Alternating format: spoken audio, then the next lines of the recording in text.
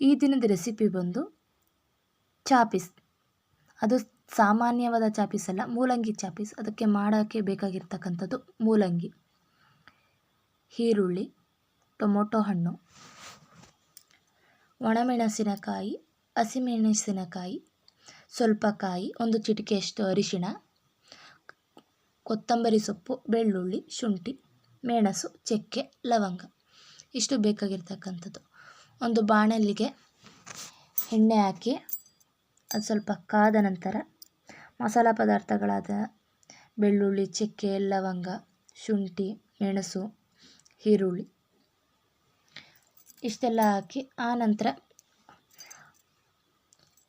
ಒಣಮೆಣಸಿನಕಾಯಿ, ಹಸಿಮೆಣಸಿನಕಾಯಿ ಇಷ್ಟನ್ನು ಹಾಕ್ಕೊಂಡು ಚೆನ್ನಾಗಿ ಹಸಿ ಸ್ಮೆಲ್ ಹೋಗೋ ತನಕ ಹುರ್ಕೋಬೇಕು.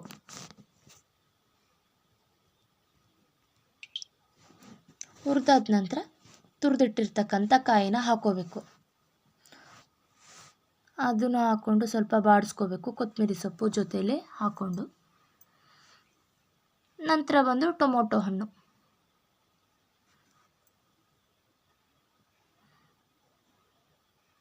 ಇಷ್ಟೆಲ್ಲನೂ ಚೆನ್ನಾಗಿ ಹುರ್ಕೊಂಡು ಆಡಿಸಿ ಇಟ್ಕೋಬೇಕು.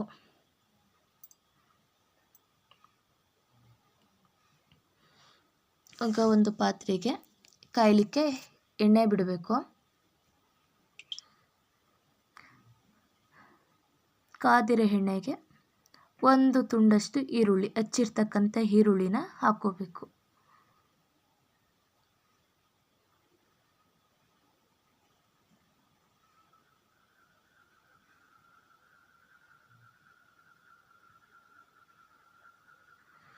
ಅದು ಸ್ವಲ್ಪ ಕೆಂಪು ಬಣ್ಣ ಸ್ವಲ್ಪ ಆಗೋ ತನಕ ಹುರ್ಕೊಂಡ್ರೆ ಸಾಕು.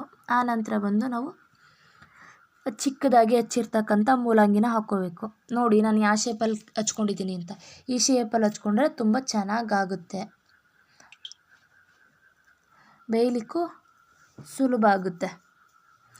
ಹೆಚ್ಕೊಳ್ಳೋದ್ಕಿಂತ ಈ ರೀತಿ ಹಚ್ಕೊಳ್ಳೋಂಡ್ರೆ ತುಂಬ ಬೆಟರು. ಅದನ್ನು ಹಾಕ್ಕೊಂಡು ಚೆನ್ನಾಗಿ ಎಣ್ಣೆಲಿ ಫ್ರೈ ಮಾಡಬೇಕು. ಅರಿಶಿಣದ ಪುಡಿ ಆಪ್ಷನ್ನು, ನೀವು ಹಾಕೋದಾದರೆ ಹಾಕಿ. ನಾನು ಸ್ವಲ್ಪ ಅರಿಶಿಣದ ಪುಡಿ ಹಾಕ್ಕೊಂಡಿದ್ದೀನಿ ಇರಲಿ ಅಂತ, ಕಲರ್ ಕಾಣಿಸುತ್ತೆ ಅಂತ. ನೋಡಿ ಅದನ್ನು ಚೆನ್ನಾಗಿ ಮಿಕ್ಸ್ ಮಾಡಿಕೊಂಡು ಹುರ್ಕೊತಾ ಇದ್ದೀನಿ. ನೋಡಿ ಯಾವ ಬಣ್ಣ ಬಂದಿದೆ ಅಂತ, ಸ್ವಲ್ಪ ಅರಿಶಿಣದ ಪುಡಿ ಹಾಕಿರೋದಕ್ಕೆ. ನೋಡಲಿಕ್ಕೂ ಚೆನ್ನಾಗಿ ಕಾಣಿಸುತ್ತೆ, ಹಾಗೆ ತಿನ್ನಲಿಕ್ಕೂ ಚೆನ್ನಾಗಿರುತ್ತೆ.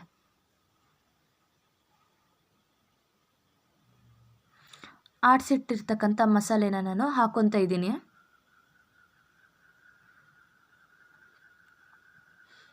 ಹಾಕ್ಕೊಂಡು ಕೈ ಆಡ್ತಾ ಇರಬೇಕು.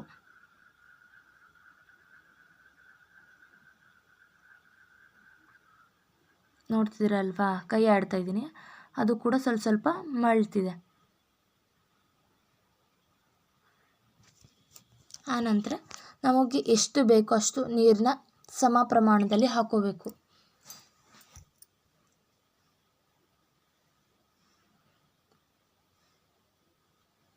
ಹಾಕೊಂಡ ನಂತರ ಸ್ವಲ್ಪ ಬೇಯಲಿಕ್ಕೆ ಬಿಟ್ಟಿದ್ದೆ. ನೋಡಿ ಮಳ್ತಿದೆ. ಈ ರೀತಿ ಮಳ್ಳೋ ಟೈಮಲ್ಲಿ ನಾವು ಉಪ್ಪನ್ನು ಬೆರೆಸ್ಕೋಬೇಕು. ಬೆರೆಸ್ಕೊಂಡು ಕೈ ಆಡಬೇಕು. ಇಲ್ಲಾಂದರೆ ಅದು ಬೇಯಲ್ಲ, ಬರೀ ಒಂದೇ ಜಾಸ್ತಿ ಉಪ್ಪು ಹಿಡಿದು ಬಿಡುತ್ತೆ ಒಂದೇ ಕಡೆ. ಆದರೆ ಕೈ ಆಡಿದ್ರೆ ಎಲ್ಲ ಕಡೆನೂ ಸ್ಪ್ರೆಡ್ ಆಗುತ್ತೆ. ನೋಡಿ ಈ ಥರ ನಾವು ಕ್ಲೀನಾಗಿ ಮಿಕ್ಸ್ ಮಾಡ್ಕೋಬೇಕು. ನೋಡಿದ್ರಲ್ವಾ, ಇಲ್ಲಿಗೆ ಆಯಿತು. ಒಂದು ಸಲ ಮನೇಲಿ ಟ್ರೈ ಮಾಡಿ, ನೀವು ನನಗೆ ಶೇರ್ ಮಾಡಿ.